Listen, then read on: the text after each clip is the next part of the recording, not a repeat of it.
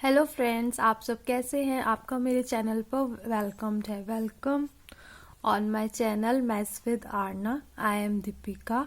और जैसे कि आज मकर संक्रांति है तो happy Makar Sankranti to all my friends.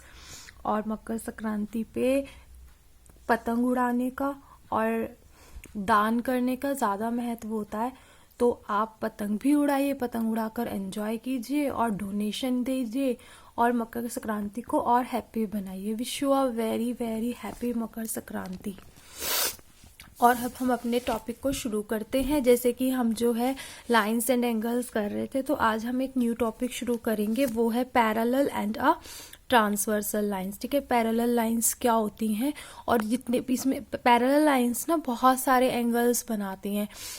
Alternate angle, corresponding angle, ठीक है, interior angles on the same side, उनका सम 180 होता है। तो हम आज सब पढ़ेंगे। तो सबसे पहले पैरेलल लाइंस क्या होती हैं, तो देखिए ये लाइन इस वाली लाइन के पैरेलल है, ए बी पैरेलल है सी डी की। ठीक है, पैरेलल लाइंस का ये होता है कि आप उसको कितना भी किधर की साइड भी प्रोड्यूस करिए, वो कभी भी आपस में नहीं मिलती हैं। पैरेलल लाइंस के बीच की जो परपेंडिकुलर डिस्टेंस होती है, आप यहाँ से मेजर कर लीजिए, यहाँ से ऐसे मेजर कर लीजिए, ये इक्वल होगी। ठीक है, और ये हमारा इनका जो इंक्लाइनेशन होता है वो सेम होता है। ये हमारी पैरेलल लाइंस होती हैं। ठीक है, और इन जो पैरेलल लाइंस को, इन दोनों को जो कट करेगी, ठीक है, इसको इन दोनों को ए बी सी डी को कट कौन सी लाइन कर रही है, एम एन कट कर रही है। ठीक है, ए बी सी डी को कट कौन सी लाइन कर रही है, एम एन कर रही है। तो ए बी सी डी तो पैरेलल लाइंस है और एम एन एक ट्रांसवर्सल है। ठीक है, A B and C D are parallel lines and MN is a transversal। MN क्या है, एक ट्रांसवर्सल है। अब ट्रांसवर्सल लाइन देखो इनके साथ कुछ एंगल्स फॉर्म्ड कर रही है। ठीक है, देखो ये वाला, ये वाला, ये वाला, ये वाला तो ऊपर कर रही है, तो मैं इसको नाम दे देती हूँ 1 2 3 4। और 4 एंगल्स इसके साथ फॉर्म्ड कर रही है, इसको नाम दे देते हैं 5 6 7 8। ठीक है, 4 एंगल्स फॉर्म कर रही है। तो इसमें ये देखिए 1 2 8 7 तो बाहर की तरफ है और 4 3 5 6 अंदर की तरफ है। ठीक है, हाँ, तो एक्सटीरियर एंगल्स कौन कौन से हैं, देखो 4 एंगल तो एक्सटीरियर है, 1 2 8 7, ये तो बाहर की तरफ फॉर्म्ड हो रहे हैं। और कुछ हमारे इंटीरियर है, अंदर की तरफ फॉर्म्ड हो रहे हैं, वो है 4 3 5 6। ठीक है, 8 एंगल्स फॉर्म्ड हो रहे हैं। अब ये किस किस तरीके से इक्वल होते हैं, तो देखो पहले हम कॉरस्पॉन्डिंग एंगल्स देखते हैं। ठीक है, या सबसे पहले हम फर्स्ट देखते हैं वर्टिकली अपोजिट एंगल। कौन कौन से हैं vertically opposite angle, vertically opposite angles. तुम्हें पता है, सबको पता है वर्टिकली अपोजिट एंगल्स कौन से होते हैं, जब दो लाइन इंटरसेक्ट करती हैं तो जो सामने सामने अपोजिट साइड पर एंगल्स बनते हैं वो वर्टिकली अपोजिट होते हैं और वो हमेशा इक्वल होते हैं। तो देखो ए बी और एम एन इंटरसेक्ट कर रही हैं, तो 1 3 के वर्टिकली अपोजिट है, 2 4 के, ऐसे ही 5 7 के और 6 8 के, तो ये आपस में इक्वल होंगे। ठीक है, तो 1 इक्वल होगा 3 के एंड 2 इक्वल होगा 4 के, 5 इक्वल होगा 7 के, 6 इक्वल होगा 8 के। ठीक है, तो ये हमारे वर्टिकली अपोजिट एंगल है, ये इक्वल होंगे 1 3 के, 2 4 के, 5 7 के, 6 8 के। ठीक है, ये वर्टिकली अपोजिट एंगल है, ये इक्वल होंगे। सेकंड हमारा आता है कॉरस्पॉन्डिंग एंगल्स।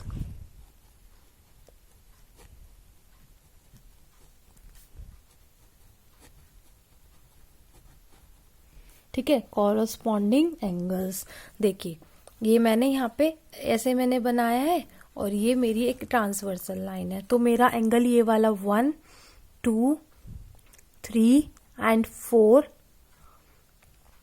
5 6 7 एंड 8। ठीक है, ये मेरे एंगल्स हैं।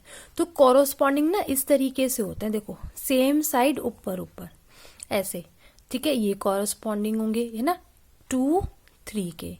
अगर मैं ये देखूं ऐसे ऐसे, फिर ऐसे सेम साइड अबव है, एक बाहर की तरफ, ये भी ऊपर की तरफ, नीचे है तो नीचे की तरफ, ये कॉरोस्पॉन्डिंग्स होते हैं। ठीक है, इस तरीके से 2 6 के और 3 7 के कॉरोस्पॉन्डिंग होगा। तो कॉरोस्पॉन्डिंग कैसे इक्वल होंगे, 1 इक्वल होगा 5 के, 2 इक्वल होगा 6 के, 4 इक्वल होगा 8 के और 3 इक्वल होगा 7 के। ये हमारे कॉरस्पॉन्डिंग एंगल्स होंगे। ठीक है, ये हमारे क्या थे, कॉरस्पॉन्डिंग एंगल थे। अब उसके बाद हमारे आते हैं फिर ऑल्टरनेट एंगल्स। ठीक है, ऑल्टरनेट का मतलब ही क्या होता है, ऑल्टरनेट का मतलब ही अपोजिट है एक तरीके से। ठीक है, वही हम बना लेते हैं। 1 2 3 4 5 6 7 8, सॉरी पहले की तरह ही लिखो, 5 6 7 एंड 8। ठीक है, अब देखिए, अब इसमें दो तरीके से बनेंगे, ऑल्टरनेट एक्सटीरियर एक, और एक मेरा बनेगा ऑल्टरनेट इंटीरियर।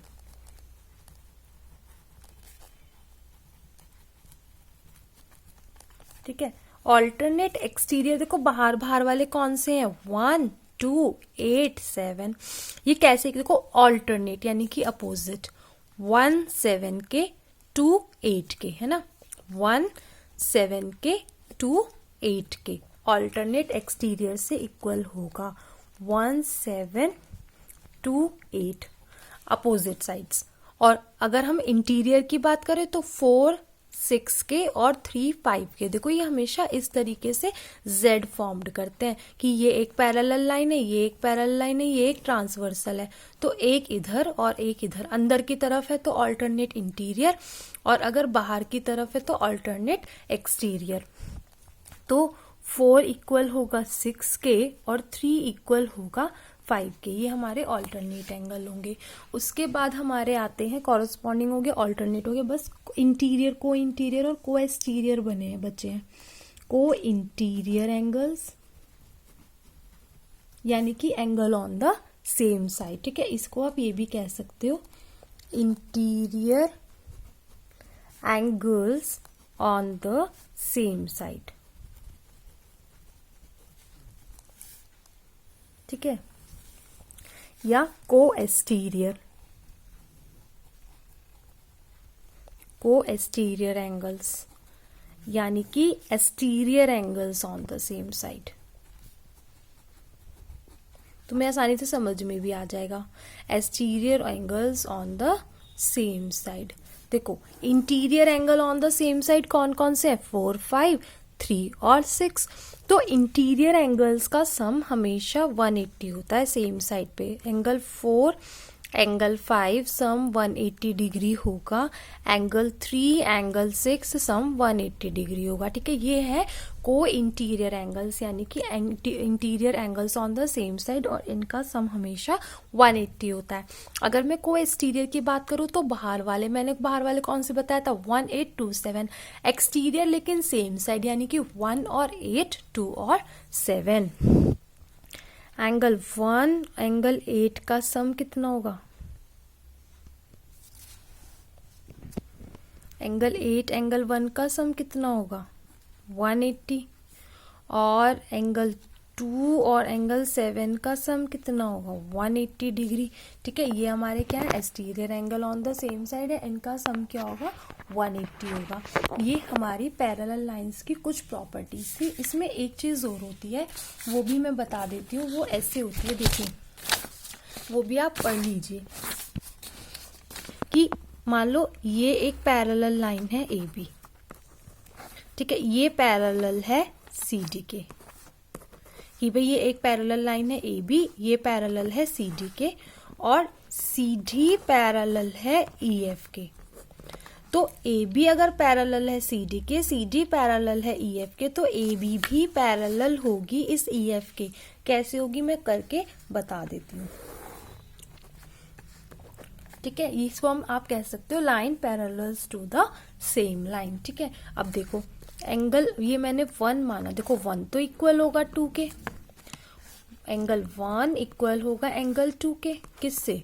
कॉरस्पॉन्डिंग एंगल से, क्योंकि ए बी पैरेलल है सी डी के और सी डी पैरेलल है ई एफ के, तो हम इसको 3 कह दें, तो एंगल 2 इक्वल होगा एंगल 3 के, ये भी कॉरस्पॉन्डिंग एंगल है। देखो 1 इक्वल है 2 के, 2 इक्वल है 3 के, तो एंगल 1 किसके इक्वल हो जाएगा? एंगल 3 के इक्वल हो जाएगा। लेकिन ये भी कैसे हो गए? कॉरस्पॉन्ड हो गए, but these are also corresponding angles. जब ये कॉरस्पॉन्डिंग हो गए तो खुद ब खुद ए बी किसके पैरेलल हुई? ई एफ के। इट मीन्स अगर सॉरी ए बी पैरेलल है सी डी के, सी डी पैरेलल है ई एफ के, तो ए बी पैरेलल होगी ई एफ के। आप इसको एक बार, ये ना बहुत जरूरी है आगे एक्सरसाइज को करने के लिए, पैरेलल्स की आपकी प्रॉपर्टीज आपको पता होनी चाहिए। Please like and subscribe my channel. Sorry, thanks for watching.